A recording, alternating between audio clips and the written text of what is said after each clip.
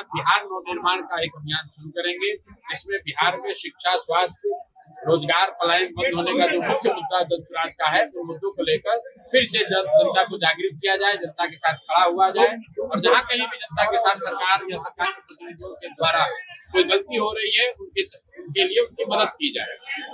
ये नवनिर्माण अभियान जून महीना से या जून के मध्य से शुरू हो, उसके लिए जरूरी है कि जो दंतराज का अपना संगठन है उसको फिर से पुनर्गठित किया जाए, उसको मजबूत किया जाए।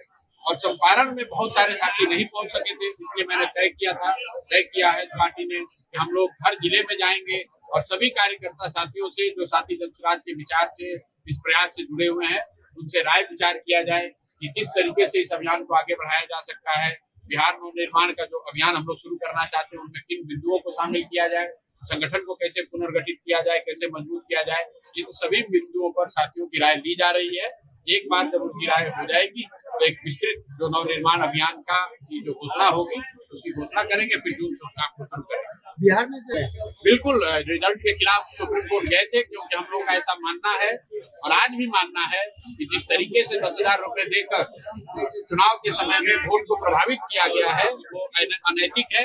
और गांधी और लोहिया जयप्रकाश की बात करने वाले लोग सरकारी पैसे से, आपके हमारे पैसे का इस्तेमाल करके गरीबों का वोट खरीदा है जिन लोगों ने, जिनका नैतिक अधिकार नहीं है। कोर्ट ने याचिका को ये कह के खारिज किया कि आप लोग हाईकोर्ट में जाइए। हम लोग हाईकोर्ट में जाएंगे, लेकिन उसी याचिका को के दौरान जो चीफ जस्टिस ने, माननीय चीफ जस्टिस ने जो कमेंट किया है, विथ ऑल ड्यू रिस्पेक्ट मैं उसका विरोध करता हूं। उन्होंने ये कहा कि आप चुनाव हार गए हैं तो यहाँ क्यों आए हैं। तो मेरे भाई, इस देश में इतनी समझ हम लोगों की है, न्यायालय तो इसी के लिए है ना कि अगर आपको लगे कि आपके साथ अन्याय हुआ है तभी तो आप न्यायालय में जाएंगे। अगर मैं जीत ही गया हूं तो न्यायालय में क्यों जाऊंगा। और अभी देखिए, वही कोर्ट आज जब तमिलनाडु में सरकार कुछ घोषणा कर रही है तो वही कोर्ट के चीफ जस्टिस बयान दे रहे हैं कि चुनाव को प्रभावित करने के लिए आप फ्री बीज क्यों बांट रहे हैं। फ्री बीज बांटिएगा तो देश कहाँ जाएगा।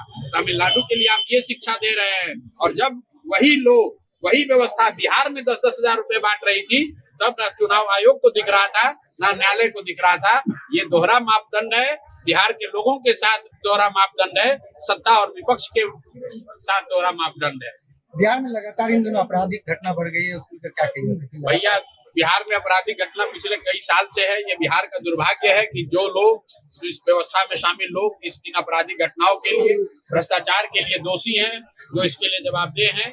जनता ने 10,000 रुपए की लालच में या लालू जी के जंगल राज के भय से उन्हीं को वोट दे दिया है।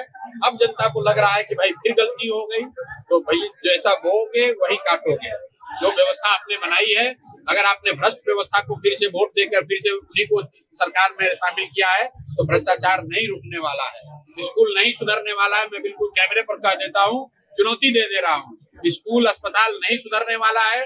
बिहार में भ्रष्टाचार नहीं खत्म होने वाला है, क्योंकि जनता ने खुद ही उसी भ्रष्ट व्यवस्था को बनाने के लिए ऐसे लोगों को वोट देके सरकार में बैठाया है, जिनके भ्रष्टाचार से वो परेशान थी, जिनके अपराध से वो परेशान थी। तो अगर आप अपराधी को, भ्रष्टाचारी को वोट देकर सरकार में बैठाएंगे तो अपराध और भ्रष्टाचार खत्म नहीं होगा।